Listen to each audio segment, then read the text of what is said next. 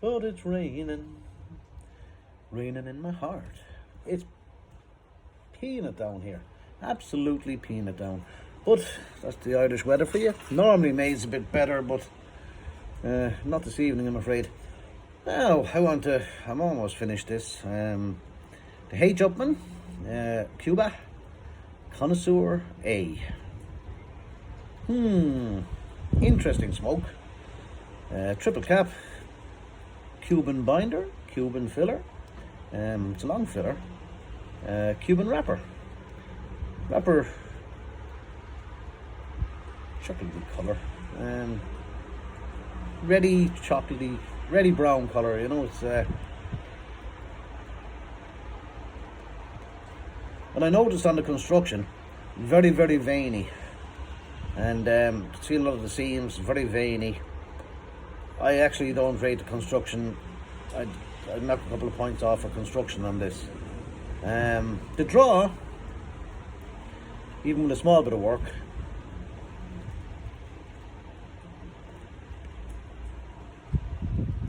fairly tight draw. Nothing compared to the 48, the Magnum 50 or the Magnum 54, or other Magnum cigars of 48 plus gauge. The Connoisseur B, but it's an interesting smoke.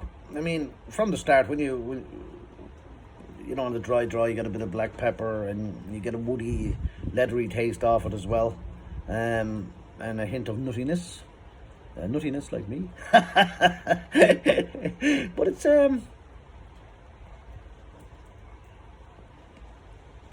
worth a try. It's supposed to be. I suppose if you look at the smoking time, you get an hour and a half out of it easily enough. An hour and 20 minutes to an hour and a half. I can't see a problem with that. Maybe it's because the draw is tightish. It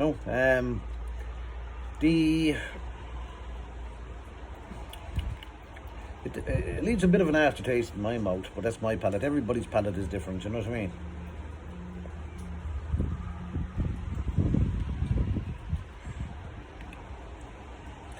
It's a medium cigar, mild to medium, because it comes in waves. You get a nice creaminess off it as you go through it.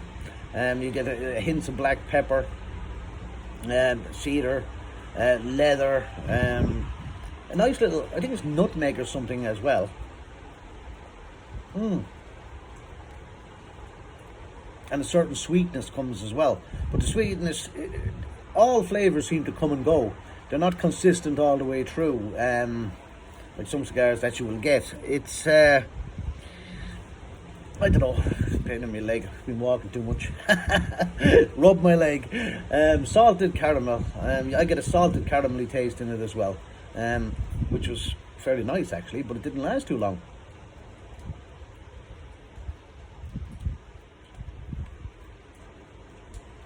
And there's a lovely nuttiness to it. It's like a peanutty, it's like nearly like almonds mixed with peanut butter, it's different. It's quite different.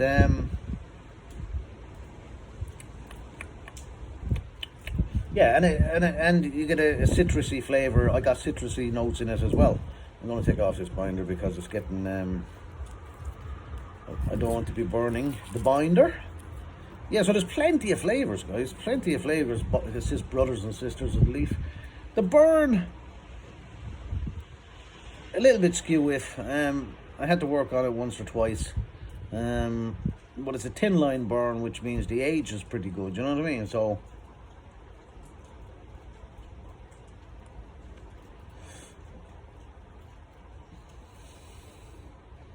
let me see that. I just want to check on the retrohale again.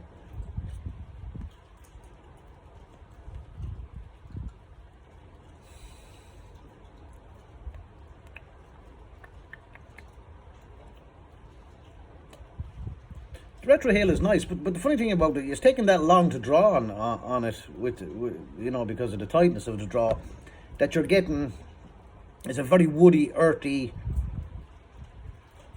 scent off the cigar, aroma off the cigar. So you're getting that in your retrohale as well.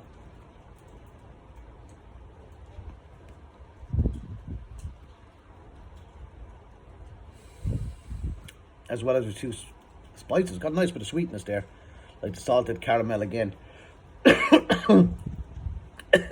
Excuse me. Yeah, I can't think of anything else to say about it. I mean, it lets me down on the draw. It lets me down on the construction.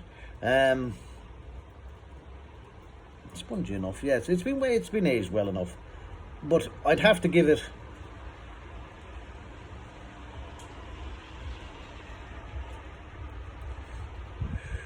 Being honest, I'd give it a 7.5 out of 10. Okay, I take away a few points for construction. I take away a few points for the draw. Other than that, it's worth a try because it has more flavors than some of the H. Upmanns. It has a real complex mix of flavors, notes. There's even a floral. There's like even on some of through it as well. You get a lovely.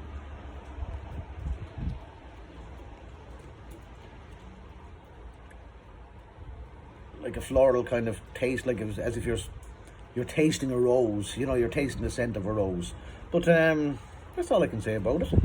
But don't forget, every mini review I do is only my humble opinion. Okay, so keep it smoky, folks. Have a great evening. Whatever you're doing, enjoy. And I must say, I love the leaf.